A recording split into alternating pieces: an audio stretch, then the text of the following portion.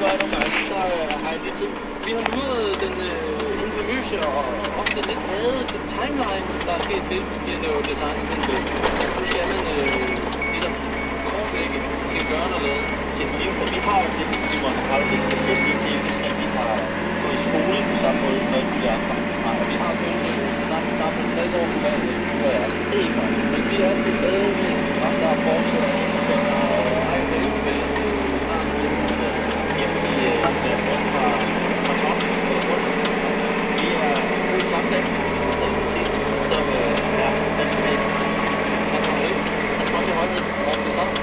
Så sker der noget i 96, hvor Bjarne vinder turen. Der er vi helt Fuldstændig. Og vi kan sådan set godt komme op til 99, hvor Rolf Sørensen er ren. Det er 99. Og det er han faktisk igen. I 2000 var Rolf så stadig ren. I 2000. Ja, der er helt opsigt. Og så i mellemtiden det, så sker der mange ting med Romeo og Cassell og der sker det, jeg sidder til. Nu skal vi tage endnu et skridt, for vi kigger også fremad, så vi gør hver dag. Og det viser sig.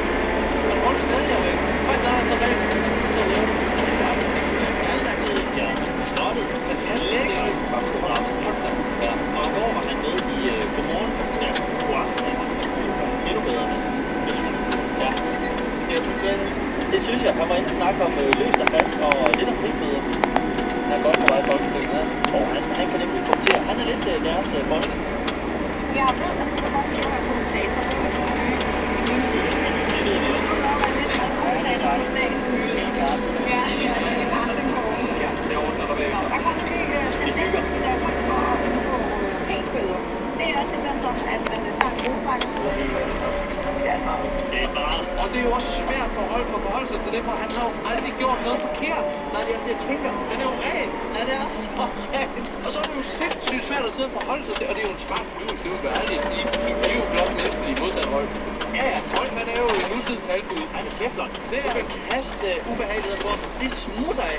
Ligesom Hercules søn, hvad hedder Achilleus, så er det kun lige højre akillescene, der kan holde Rolf Sørensen på løn. Det er det eneste sted, du kan stikke ham med en ampul. Ellers kan du ikke. Ellers så kan jeg slet ikke modtage doping. Der er en eksklusiv breaking news.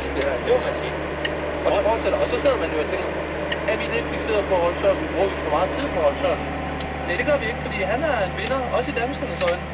Man har spurgt på den gængse rulletrappe i Godaften Danmark. Fantastisk bagfund.